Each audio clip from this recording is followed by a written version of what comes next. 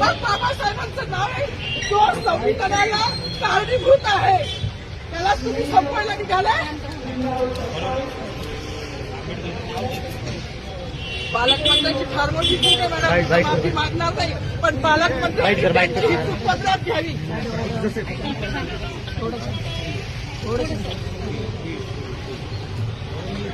मला मीडियाशी घेणं नाही मॅडम, मला सस्पेंड केलं की नाळूचे गाड्या उपसी मी माफी काम करीन, म्हणजे बाबासाहेबांची ओळख पुसून येणार मला सस्पेंड करायचं करू शकता मॅडम. बाबासाहेबाला संपवायचं काम करायचं नाही.